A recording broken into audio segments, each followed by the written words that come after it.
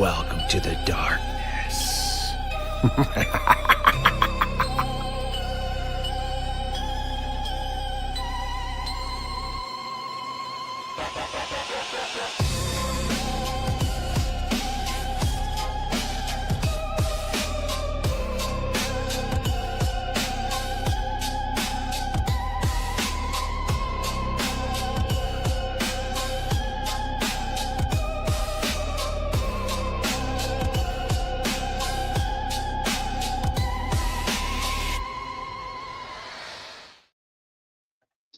All right. How are you guys doing? Doing great. Fantastic. How are you? Really good. Oh man, I'm back. I'm glad to have us back. I wish we had the whole team, but yeah, we're back. And this week we were going to carry on with some of your topic, right, Kenna? Yes. Yeah. So we'll do like a little kind of Cliff Notes summary of the stuff we talked about last week. Hello, everyone. So we kind of, it was totally a little bit Stranger Things inspired, but like we're covering topics on like psychic children, telepathic children, like experiments that have to do with like telepathy or psionics or anything like that done by the government or other people, other individual groups, universities, like on children. And mostly we focused on the GATE program. And, you know, because you guys had personal experiences with people you knew, or, you know, it was around, you know, and so we kind of went into that and how weird it was, the things that they were doing, and then the questions they were asking. And you know, we kind of theorized on what we thought might be like the purpose of that, or well, mostly the purpose of the whole question, like the whole, like a lot of the basis of like the things that we talk about is like, why, what's the point, why. But yeah, the best we can do is theorize. So we're going to kind of like continue on that. We're going to take a pause on the GATE program because there are more things out there as far as like people and their own personal experiences. They're not that hard to find. You know, you can go on, you can find videos, interviews, people writing like small like blog posts and stuff like that about their personal experiences there, and they're all fairly similar. But we're going to get into more like the telepathy tapes. I don't know if either of you have listened to any of those episodes. Yeah, they're wild. They're wild. Yeah, they are. They're really cool. So kind of like as a transition, we're going to go through this article that I read. So I have sticky notes, of course. So So this article was written by Rebecca Hardcastle Wright. She has her PhD in parapsychic science, and she's considered like the leading expert in exoconsciousness and extraterrestrial presence. So she does like shows like Phenomenon. She is like a ufologist. Like she does lectures and stuff like that, and she was like one of the first person to do like a UFO lecture, like, or I think it was in a university or a college setting, and this was like in the 2000s. But she wrote this article about psionics and how it's being used by certain organizations, or not used by, but like experiments are being conducted like on children or young adults, teenagers, to try and gain more information about psionics. So, and also, you know, she's an expert in exoconsciousness, which is like expanded human awareness that connects us to extraterrestrial and multidimensional intelligence. So she's very smart, very interesting lady. So this is her quotes from this thing that she wrote. She said, "As I researched psionics and the scientific and medical history of paranormal experimentation on children using electronics and applying engineering to childhood development, Psionics applies engineering principles, especially electronics, to paranormal or psychic phenomena, such as extrasensory perception, telepathy, and psychokinesis. So that is like the general scientific basis of kind of our transition into like the telepathy tapes. There's some more information like in here specifically like about MK Ultra and like how some of these organizations, like why they target children specifically. But we'll we'll kind of delve into that like a little bit later. It's such a good transition into the telepathy tape, so we'll jump right into that. I love it. I love it. So you've done reading on MK Ultra then, because it's Yeah, so fascinating to me. it is. It is, Yeah. and that's. I mean, I started doing some correlative reading when I was doing research for last week, because at the time that the GATE program was being like implemented in the way that it was right after MK Ultra, the scandal. It was in the media, people knew about it, there was drama, and so they weren't able to publicly or as easily do the same experiments that they were performing in Russia and in China, which is why they had to come up with like a a public friendly way to perform these experiments, and also not as torturous as the ones happening in China or in Russia. So that's a theory as to why they implemented those experiments into the GATE program. Right. Okay. So if anyone listening hasn't heard of the telepathy tapes, so it's like a series of podcasts. There's 2 seasons, or they're doing the 2nd season right now. And a woman named Kai Dickens is like the creator. She's like a filmmaker and a researcher, reporter. So that's kind of like her background. And she gained an interest in this topic and had reached out to Dr. Diane Hennessy.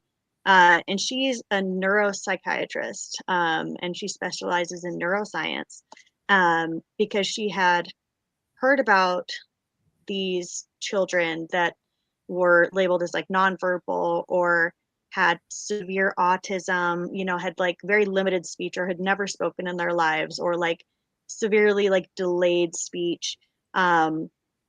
She'd heard accounts of these children being able to communicate or like telepathically, or having known things that they shouldn't have like any reason to have known.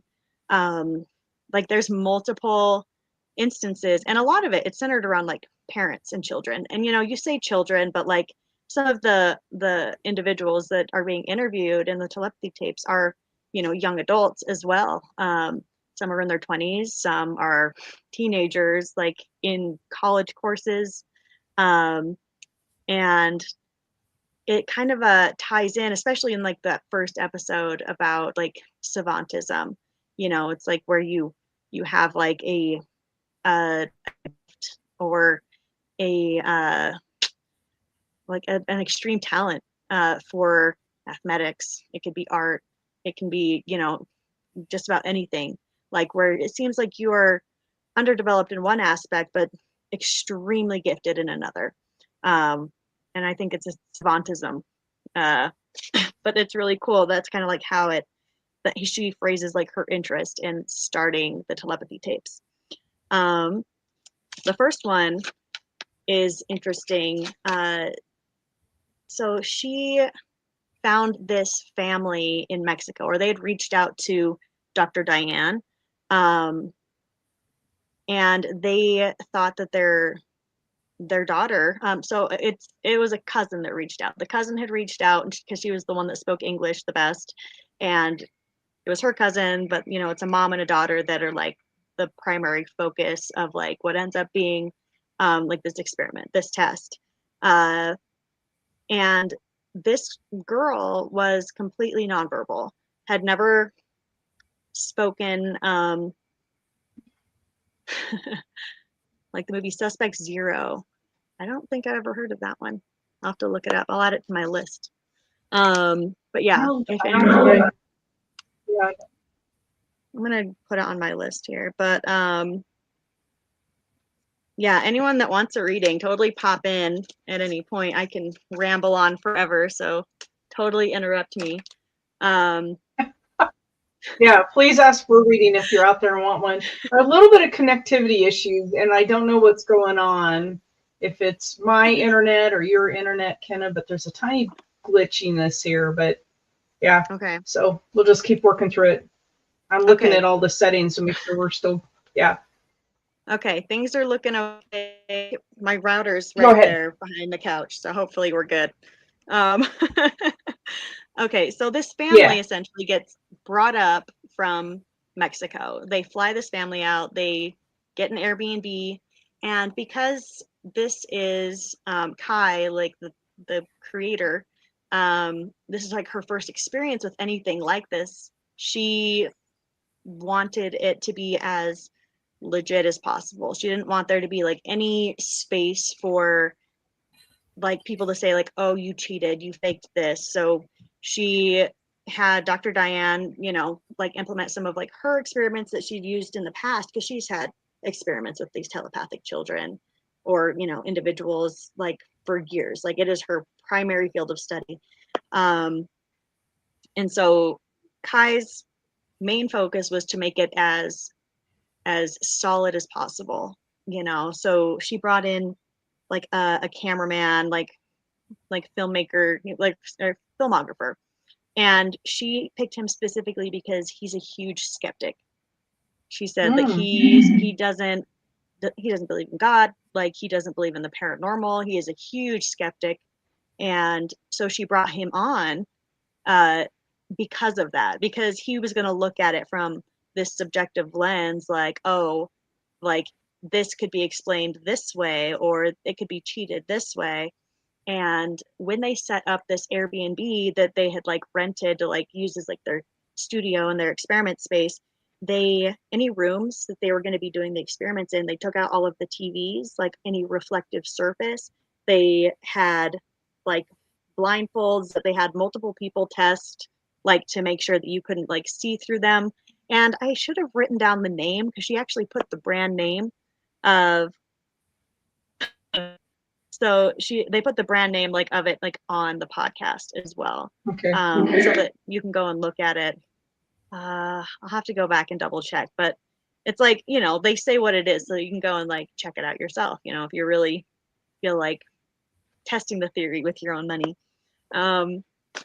But essentially they did all of these things to make sure that there was no way for this family to cheat, you know. And they came, and there was like a partition between the mom and the daughter, and she was only able to communicate with like a letter board. Like after however many years of her being nonverbal, she's able to communicate through this board. And they had a random number generator and a random like word generator, and they would show the mom like the series of numbers, and it was completely random, or the word, and then on the other side of the room or the other side of the partition, or sometimes a completely different room, um, the daughter would put into her like letterboard exactly what the mom was seeing, like the exact Mm. same numbers. And like That's a really strong connection. oh yeah, and usually it is with like a parent, or specifically a mother, because they did do the same experiment with her father as well, and she did not have the same connection. So I thought that was interesting. And they kind of came to a conclusion that it had to be with a completely trusting person, or she had to feel like she was believed in before she was able to connect with you, you know, on that level, is kind of the conclusion, or one of the theories that they were able to kind of come up with.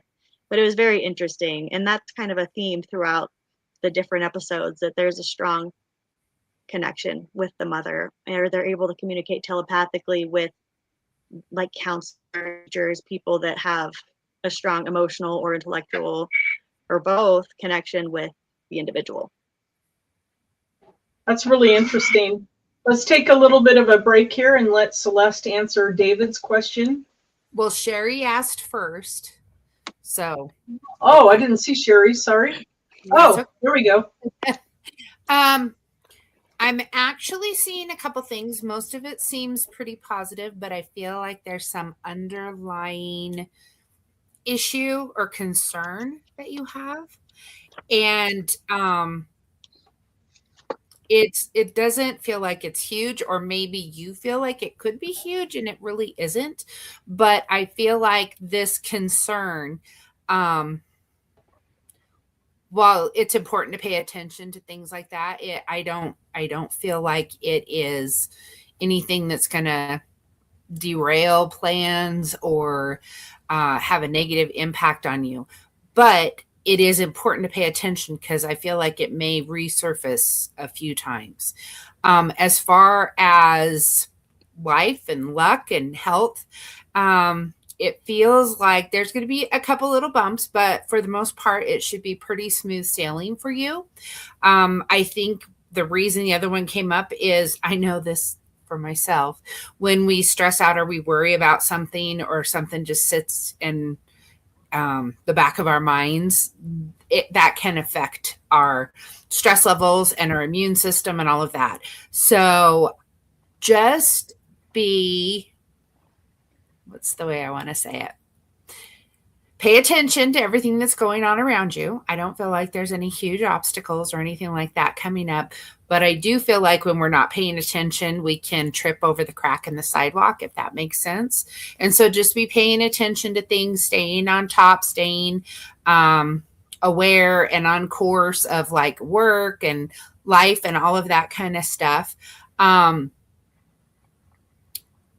I think it will probably get a little more stressful. And again, I don't feel like there's anything bad coming, but I feel like just life in general is going to have a few more challenges and stuff. And then it's going to calm down and everything's going to be good. And like I said, there's not anything that's like, oh my gosh, get ready. This is going to be bad. There, I don't feel anything like that at all, but just keep your eyes open, pay attention, be watching around you to avoid, tripping on that crack in the sidewalk that really shouldn't trip you up anyway.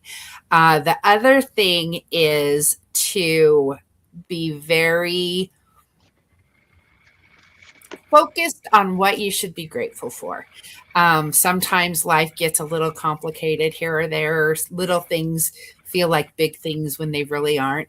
So when we can turn our focus a little more to the gratitude and the joy, then those other things don't get as big in our lives. So, but overall, I think it's going to be really good. Just watch for all the making sure dotting I's and crossing T's kind of stuff. Awesome. In my life, I cross I's and dot T's. I'm just so screwed up all the time. Yeah, well, I showed up last night to do the podcast, so yeah, that was yeah. You want to take a break before you get a handle on David's? Or sure, yeah, let her keep on story for a minute. Let's go ahead with there, McKenna. Please keep asking questions, and we'll pop back and forth between readings and McKenna's fascinating subjects. Okay, thank you. Okay. So we're going to kind of dip from episode 1 to episode 2, because like each episode kind of seems to focus in on a specific family. Although you see a lot of the same characters, of course, Kai is there for every single one. Dr. Diane, if she's not physically there for every part of it, she's in communication with Kai and her team. And then I believe it was like Mike, I think it was Mike was the name of the cameraman. And he's pretty consistent, like after this first experience, and especially after this one we're going to cover now. He went from being the biggest skeptic ever to actually believing what he was seeing, because I was going to ask. Yeah.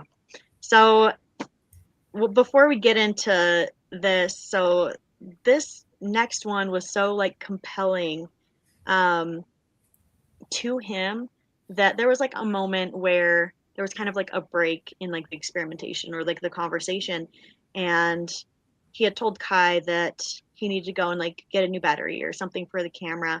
and she had needed something from like the camera room as well. So like she had left after he had already gone downstairs and went into the camera room, and like he's like sitting there like with his head in his hands, like face in his hands, like having an existential crisis. And she's like, "Are you okay?" And he says, "Do I have to believe in God now?" Like he asked her, he said, "Do I have to believe in God now?" He's like, "I haven't." It's like, "I never thought, like, there was no proof. I never thought that that was real. So if this is real, what else is real? Like, what else am I being ignorant about?"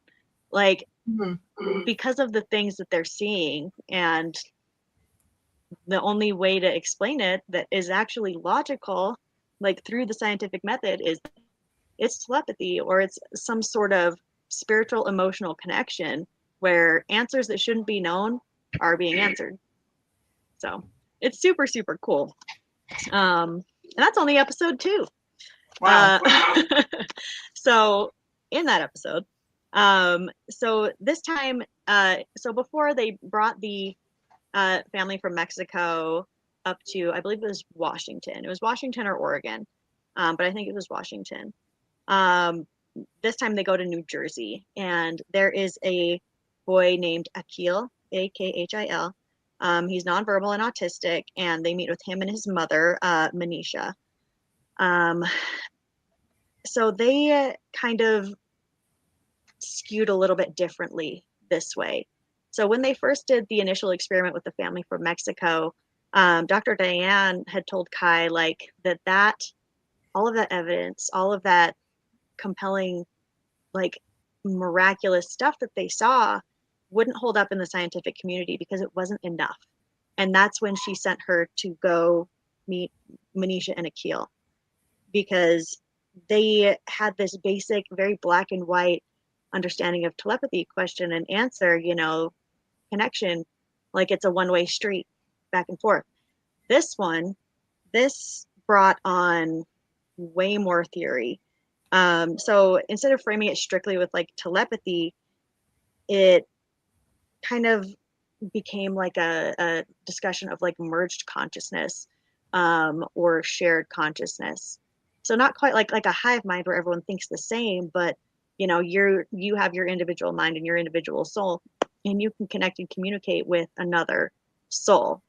And it's not just seeing what they're seeing, it's having thoughts and feelings about what they're seeing, and it's very, very interesting.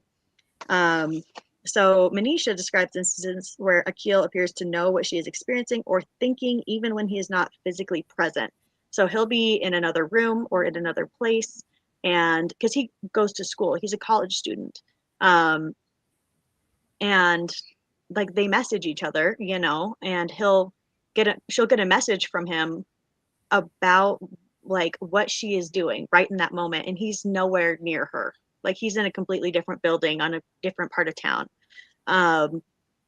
So like they have like this insane connection, and so often it's with a mother, which I love personally as a mother. I'd love to connect with my boys like that. I think most moms would, but it's they do the same experiments, like identifying like random numbers, random words, stuff like that. And they also did one, and I think they called it like a storybook experiment, where they would take a book off of like the shelf. Or well, they did this in episode 3, but in this one they did do images as well. They did a random image generator. So it wasn't like pulling up a picture of like a tree or a car. It was AI generated images. So one was like looked like splattered relish ketchup mayo. Hi Trista. Is like how the Kai had described it, and the mom is in one room and the child is in another room, and she looks at this picture and it's like totally random, and he types out the word paint, like it looks like splattered paint, like from the other room. And so he was 100% accurate with these. The girl from Mexico was like 98% accurate, but Akhil was 100% accurate. It's amazing. We'll take a little pause for that next question if you're ready, Celeste. Yeah. Is this person like you're seeing an image, or like, okay, let me re-say that. Are you seeing an image like in your mind, or are you seeing like you see me on the screen, an image? Also, is there anything audible? Because for all of you that were here last week, we had some interesting stuff happening, including my door opening and Colleen having footsteps and shadows and movements and all kinds of things. That night when I got done, I went down into my basement to do work on stuff, and I'm the only one here. No one else was around. And I hear Gina. And I'm like, who the hell is in my house? And came upstairs, doors locked, no one's here. Dog was weird. He hid in the bedroom after the show last week, and there, cue the dog. So there's been weird things going on, but I almost wonder if you like literally do not know this person. Because I didn't recognize the voice. The door opening felt female to me. Colleen ended up being able to identify who her person was. Did they tell you, Colleen, or did you just surmise? It clicked. I got my dowsing rods out because I don't communicate the same way Celeste does. I have to have those rods, and then everything starts coming, and I'm like, who are you? And all of a sudden I went, are you? And I gave his name. My friend's husband who'd passed away just a few days before. And those dowsing rods, because I told him to cross them for yes, open them for no. And my neighbor Dave was over watching this, and they hit me so hard that they just flew up and hit me like right up here on the chest. Yeah. He was like, you can hear me. He was so excited. Yeah. Because I was going to say, I said, who is this? Are you the one that opened my door? Nothing. I was receiving no information whatsoever other than weird creaking door, dog scared to death, and then hearing my name. But what I have found, David, is the other side, whatever you consider that to be, is similar to this side in that you're not there by yourself. You're not there alone in this secluded, the David room kind of a thing. And I think that sometimes when they can't communicate with the people that they want to, or they can't reach them, or they don't know who to try to talk to, they'll see other people that are making communications or are finding people who recognize or hear or feel, and they kind of tag along. And so you may or may not know who this little boy is, but I can almost assuredly guarantee, this is based on my experiences, more than 50% of the time, the spirit comes to me before the person comes to me for a reading, if that makes sense. So like, I have an interaction. I don't necessarily know who they are. Sometimes they can communicate a little bit. Sometimes it's hard. They can't like really figure out how to talk to me or give me information. And then a week later, I get a phone call of somebody, I'm trying to connect with my child that I lost. And you've already connected with the child. I don't know. Ooh, I'm getting goosebumps. But I don't know why that happens sometimes. But like I said, a good 50% of the time, the spirit comes to me before the living person comes to me. And so I'm imagining if it's important, then you may run across someone. Pay attention if you, my next door neighbor is so distraught, they just lost their little boy, or, something like that. I'm not sure he's a recent crossing though. I'm not hearing anything. I'm like, whoever's, been showing themselves to David, let me know who you are, different things like that. I'm not getting, trying to read all of your stuff here. Okay, there you may have just nailed it. You may have just nailed it. When I used to read for There you go. California Psychics, that happened a lot. I would accept private readings for pay. We'd have group readings that were free. And I believe we'd had a group reading, I think. And no, we hadn't yet. This person was in my bedroom when I went to go to bed, and they startled me. You know how like jokesters be like, bah, and you go, it's not that you're afraid, but it's a startle. And then he had a huge fish that he stuck in my face and thought it was so hysterical. I could smell the fish. That's how Wow. real it. And next greeting, his sister was on, looking to connect to him and her father. So, like I said, that's going to be something, especially as you get more coming to you, you'll find there will be those who come to you before you're aware of who they are or who they're connected to. So I bet that could Thank be, you, Celeste. and it may not, but maybe speaking with her, you can still help her too. I don't know. I understand it a lot, and then something else comes from the left, and it's like, okay, different rules. So, but Interesting. Man, I'm in and having all out kinds a of few connectivity problems, guys, and I keep losing you. I don't know if you guys are losing each other, but I keep losing you guys, and things are freezing. I don't know what's happening. Are you seeing that on your end, McKenna? That that was happening. Fizzling a little bit. Yeah, that's crazy. Colleen, you're not yet. You haven't. Yeah, I was going to say last week I was having weird stuff with connections Yeah. going. Yes, it is confusing. It is. There is not a book of directions because, like Colleen said, she uses the dowsing rods. I sometimes use things, but most of the time it's just the information or the person that's communicating. So it's was bad. Yeah, on connectivity. We had problems too, my lover. It was crazy. So maybe there's something in the atmosphere going on. When we do have those solar flares, I know that it drives computer systems crazy. Yeah. So thank you, Celeste. So if you want to concentrate on Trista, she would like a reading while McKinnon keeps going through some of this stuff. That'll be great. Yeah. Okay. So this next one, so Kai goes to Atlanta, Georgia, and meets this family, and the young man is named Houston. So he is also nonverbal autistic. There's a theme, and he,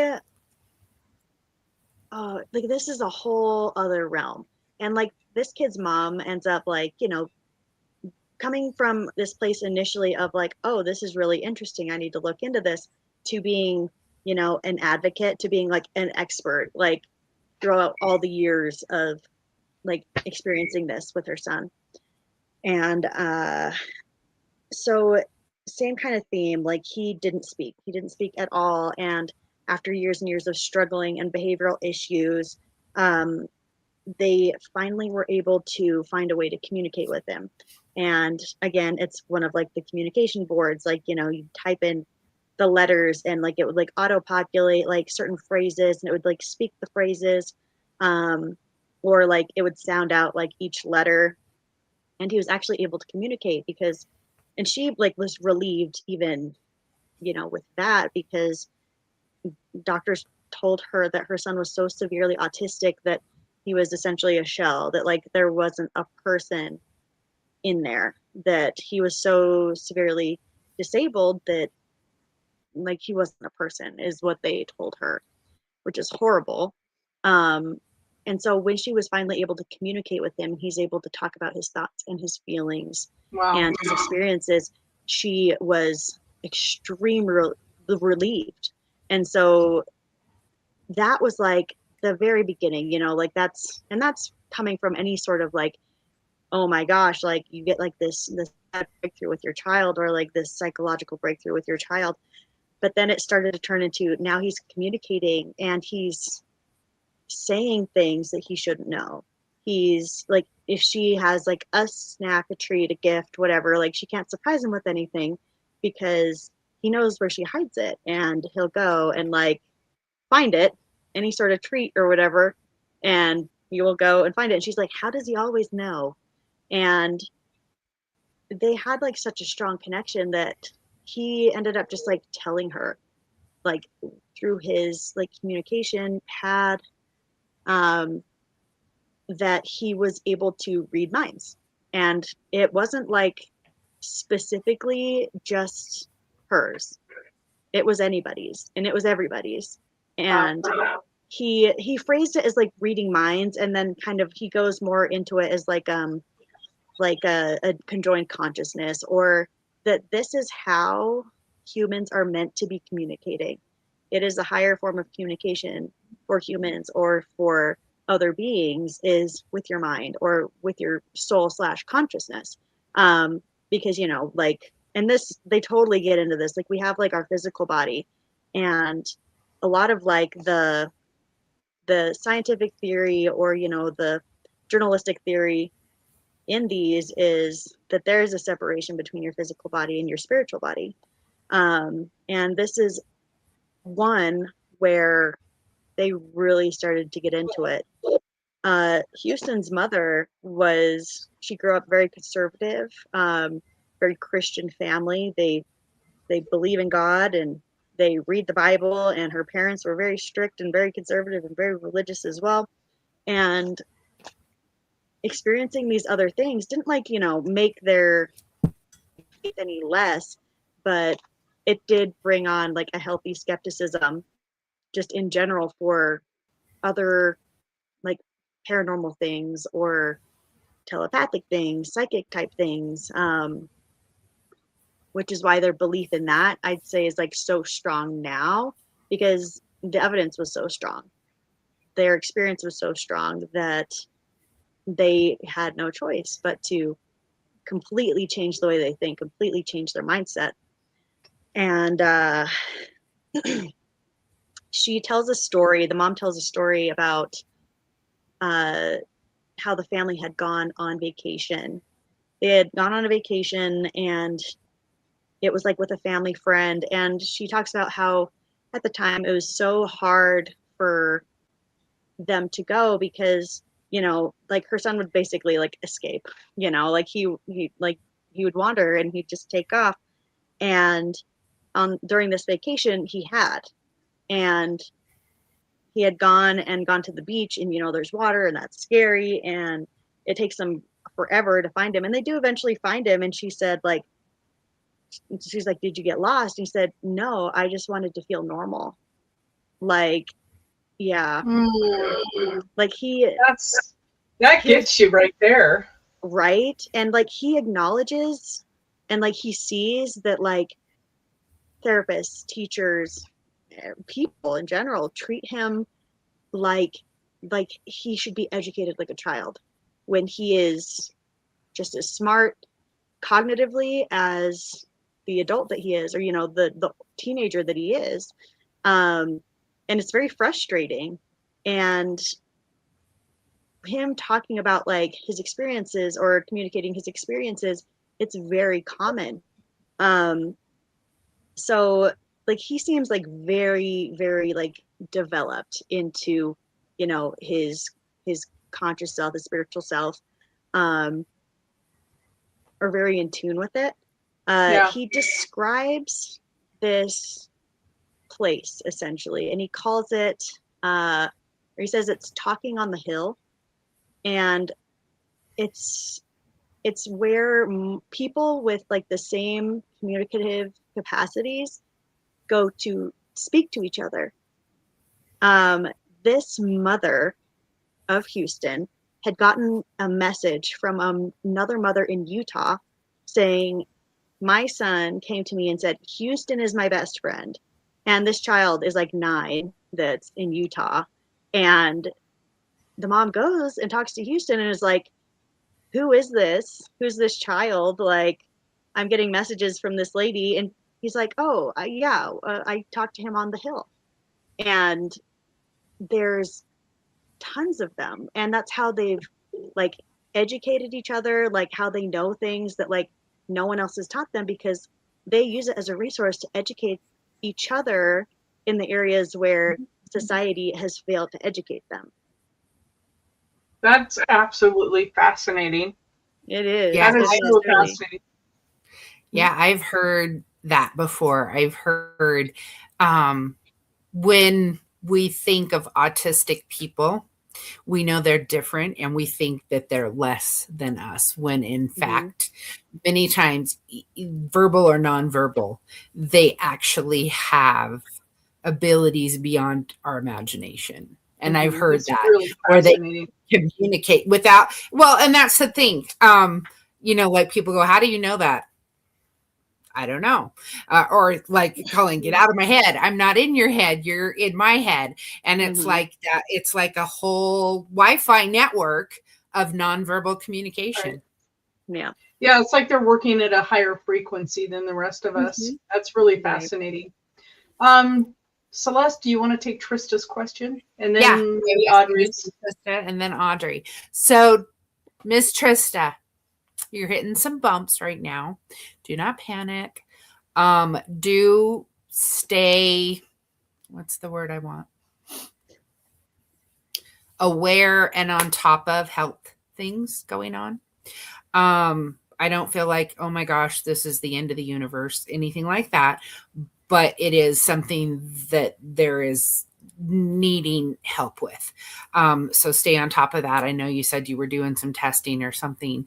Don't let people poo-poo you, or I don't know that they're going to do that, but just stay on top of that. Lots of shifts and changes, and some of them don't feel so great. And that, unfortunately, is a part of our lives. We get good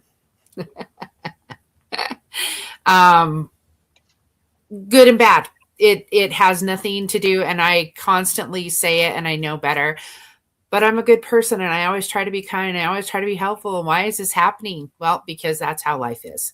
And so do not lose the appreciation of the changes that have come about that are more positive, and try not to focus or dwell too much on the things that are the little bumps or the potholes on the road that you're traveling.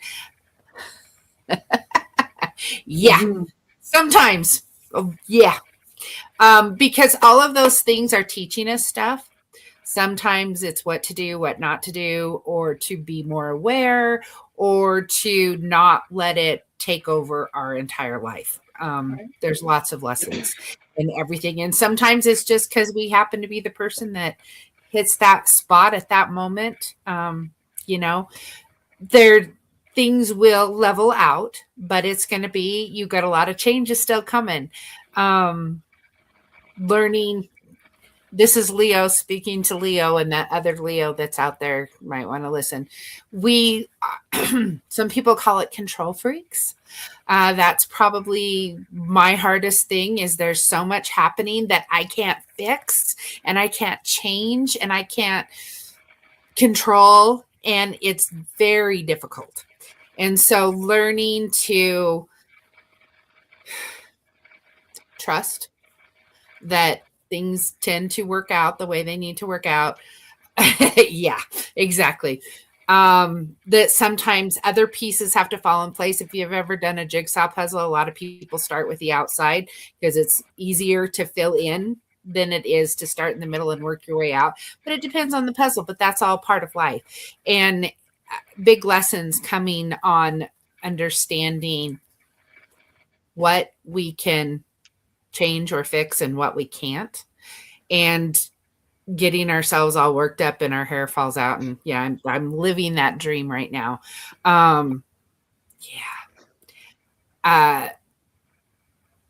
We have to figure out how to conserve our energy for the things we actually can do something about. Is there another Leo? There could be a few of us out there, but that's Leos are take charge and fix it and do it and help and support and change. And sometimes It's not our job. And it's really hard if there's people we love or care about that are going through huge struggles and we can't make it better for them. So that's probably my biggest thing is you can take care of you. You can do things to help your health. You can do things to help your just being there and being support, but remembering that sometimes you don't have the wheel in your hands. You have to sit in the passenger seat. So buckle your seatbelt, kind of a thing. Thank you, Celeste. Yes. And then you want to go back up to Audrey's question? Yes, that one is a huge one because birds are big for me. And what I've always been told is pay attention to what you're thinking or what you've recently been thinking just before that happens. When a bird, especially the big birds, like the hawks, the eagles, the crows, the owls, come across your line of vision, fly above your car, fly above you at a park, a lot, especially if you're outside and you hear the calls when they're doing that, that is telling you, yes, what you're thinking, what you're feeling is correct. Yes, exactly. It's telling you you're on the right path. What you're thinking is a potential reality, and you have the opportunity to make that happen. Where they're getting close makes me feel like to be aware that you're not getting yourself too close to a situation that it could be counterproductive, because what happens when the owl is so close you can see it through your windshield, it can get hit.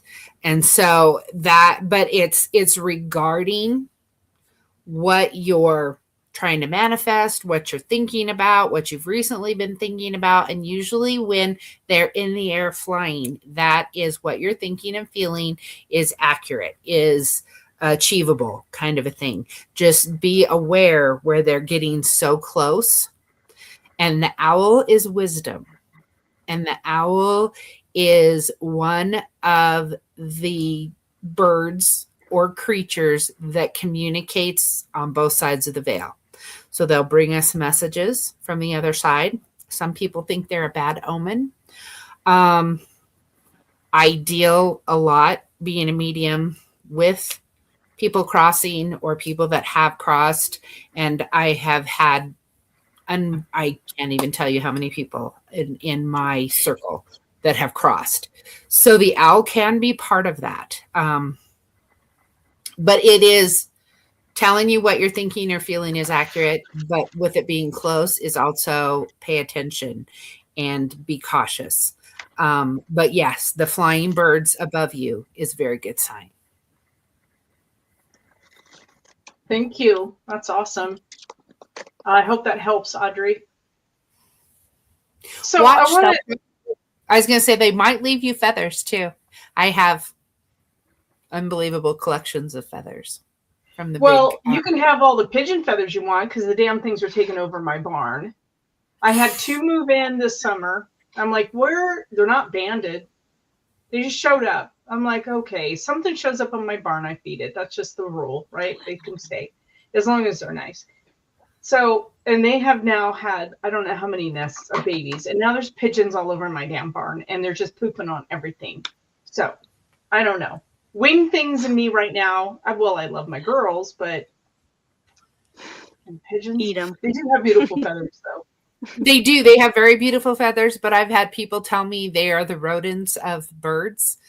And I hate to think about it like that. Seagulls, people say that about seagulls too, though. And I love seagulls. I think they're beautiful. I've always loved them. So I don't know.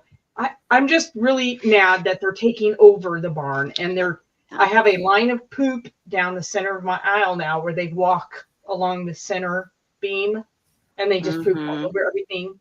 And I'm going to have to pressure wash it constantly this summer. Yeah. Rats with wings. Exactly. I'm just like, you're kidding me, man. Make sure you wear your cap. Oh, that's it. You have to wear it. To be pooped on, but I don't know. I've been pooped on a few times, and I know. I am wearing a hat now, every time I go in there, because there's so much poop. And oh God, you guys, it's so bad. I thought my goats were bad. No, these things poop everywhere. So Well, did you see my post about the guy who had the birthday party for, I can't remember her name, Mrs. Cluckington or something, whatever, and the neighbor called in a noise complaint? And he had a band and he had like 30 guests there celebrating his chicken's birthday. So I'm thinking we need to. okay, I know. So I love my girls. I don't know. I love my girls, my hens. I love them dearly. But when they come up on my deck and poop, then I've had it. And Murphy, my German Shepherd, is now trained to chase them off. Just get them off the deck. Just Murphy. Murphy's. He's quite useful. I'm really digging this dog. I'm really liking him a lot. Fergus, my little dog, is now deaf. He's like completely deaf, and I still call him like an idiot. I'm like, come here, Fergus. Oh yeah. And he knows hand signs now because I've always done inappropriate signs with him because he makes me so mad. But now he's understanding, like, come, sit down, all this stuff, right? He's learning this sign language. And yeah, Murph is a good boy. And I couldn't get Fergus's attention, and he went over to the neighbors that are just really kind of hateful, and we have names for them, but I won't say them here. And I didn't want to go on their property and get my deaf dog. And Murphy's standing there looking at me, and he kept looking at Fergus, and I finally went, go get him. And he did. He ran over there and brought Fergus back to me. I'm like, you are so smart. Awesome. He's a good boy. He's a good boy. So yeah, that's pretty cool. Anyway, what were we talking about? McKenna, about the hill. Yeah, the I hill. find fascinating this image of all of these people communicating. Yeah. Yeah. So, yeah, it is interesting. And so it does bring up another child that also lives in Georgia that had initially, like, the moms met because their children met on the hill.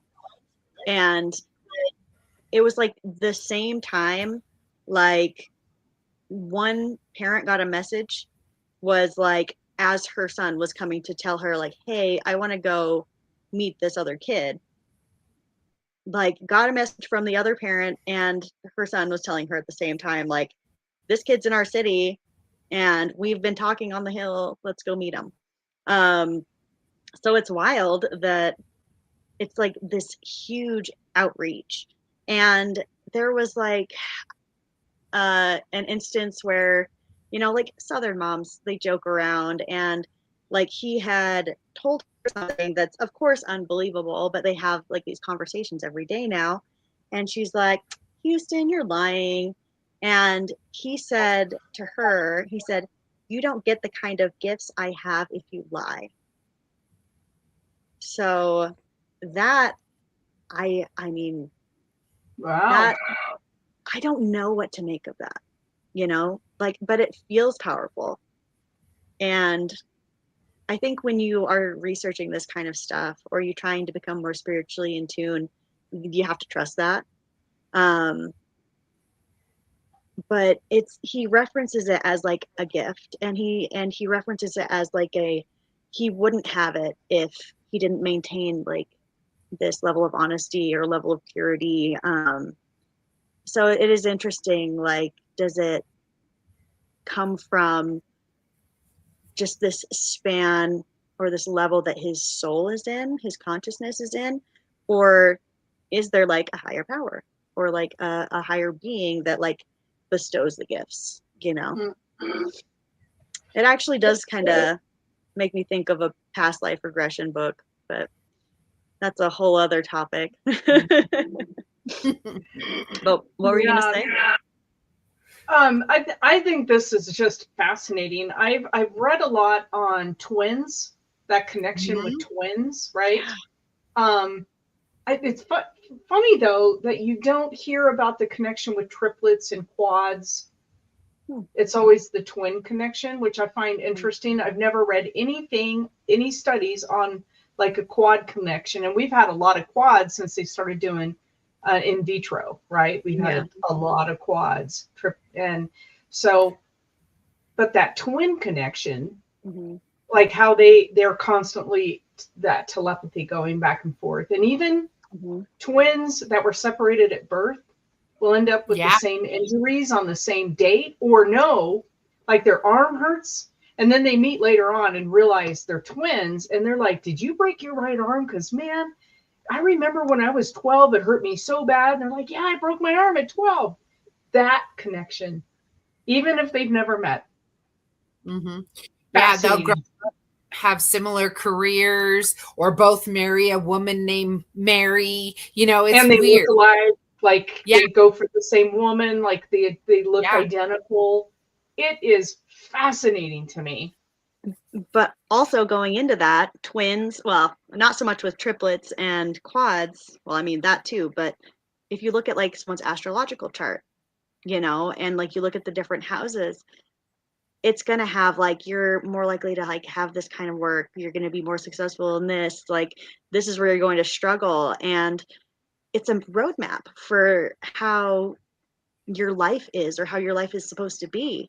And so it does kind of make sense that if these twins that are separated are experiencing the same life events, you know, they are almost perfectly aligned as far as like their astrological chart. Right. Yeah. I think the whole thing's fascinating. I do, and I've mentioned this before. My best friend, she's passed away now, but growing up, her name was Susie, and we were basically joined at the hip since we were wee little girls riding our horses, looking for Jesse James. I mean, we were just terrorizing the forest with our horses, you know, and it was so much fun. And we communicated like that all the time. My mom would call us out on it. She's like, you guys don't even finish sentences. You're having whole conversations with nonverbal, you know, and it's just the way it was. And I think that people can do that. That's a nice comment. We've had a couple. Audrey, and Audrey, the comment about her being able to hang out here with her niece, even though they're in different states. I just love that people can do that on our show. Yeah, makes me feel good. I think this topic is fascinating, and I'd love for anybody who's out there because we get a lot of people that watch this after the live stream. Our numbers are just really ramping up with people who watch now after the live stream, and I love that because you're still getting the feel of what's going on here. But leave us a comment if this has ever happened to you. I think it happens to us and we're not even aware that it's happening to us. Like, well, the whole thing, like if I'm thinking about Celeste and all of a sudden she texts me or I was just having that kind of a thought of when I was a kid and the phone would ring and I'd be like, it's grandma. And I'd, you know, and it was like, how do you know that? It's like, I don't know. Yeah. So it's interesting to me that happened. So I've been hearing footsteps upstairs, and now all of a sudden I have the worst pressure in my left ear. Like it just, my hearing all of a sudden went completely away, my left side. And then now it's starting to slowly. I was going to say, have you guys heard weird voices coming through the microphone system? Or yes. The sounds? Tonight. Okay, yeah. Guy voices. They're not lady voices. Yeah. I've been hearing that because a couple of times I looked around. I'm like, I'm the only one here, you know? Yeah, but same. It's been half a dozen times at least, and it's kind of that metallic-y sounding, but it's someone talking. I haven't heard it. Really? But does that mean it's coming from my microphone?